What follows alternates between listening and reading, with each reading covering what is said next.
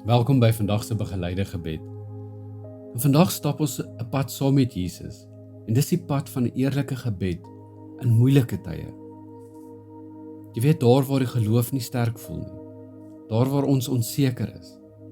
Of daar waar ons uitputting ervaar. En op daai pad hoef jy niks weg te steek nie.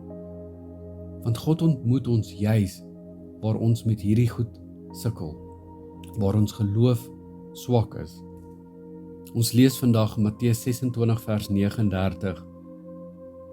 My Vader, as dit moontlik is, laat hierdie beker by my verbygaan. Nogtans nie soos ek wil nie, maar soos U wil.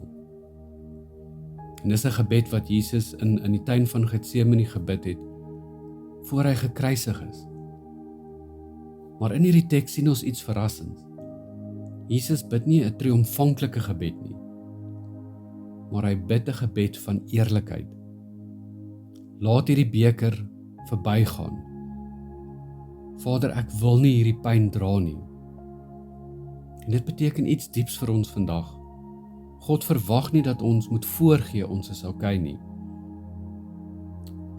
En so ook ken Jesus dan angs oor wat kom. Alleenheid wanneer mense jou nie verstaan nie. Die gevoel dat jy moet aanhou wanneer jy eintlik net wil ophou.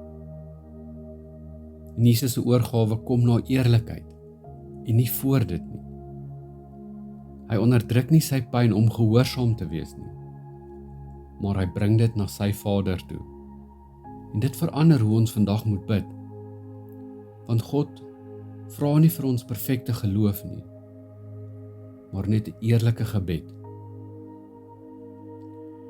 En kom ons bid stadig saam, en terwyl jy so sit, wil jy nie jou hand op jou skoot oopmaak as teken dat jy dit ontvang nie.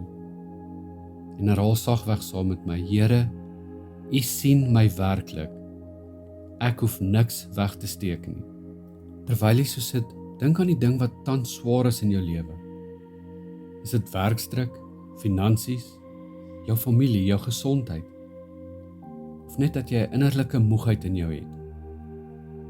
En sê hierdie dan saggies saam: Vader, hierdie beker is te swaar vir my.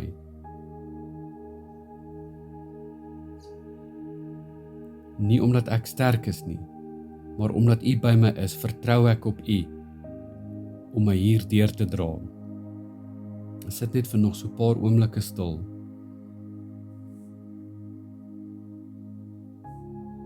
Kom ons bid saam.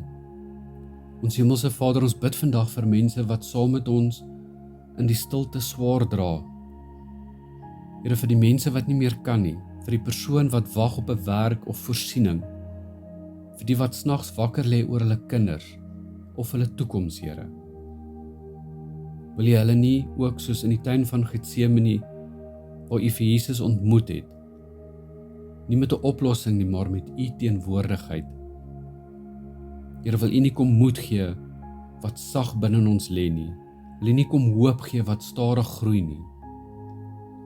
Laat U vrede vandag oor ons spoel, sodat ons weet ons is nie alleen in hierdie worsteling nie.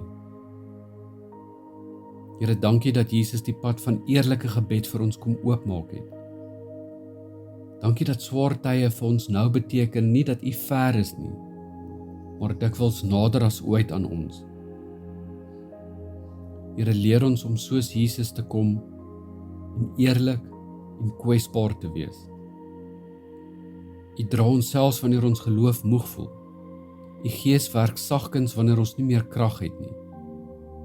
Here, in ons wil kom rus in U teenwoordigheid. In Jesus naam bid ek dit. Amen.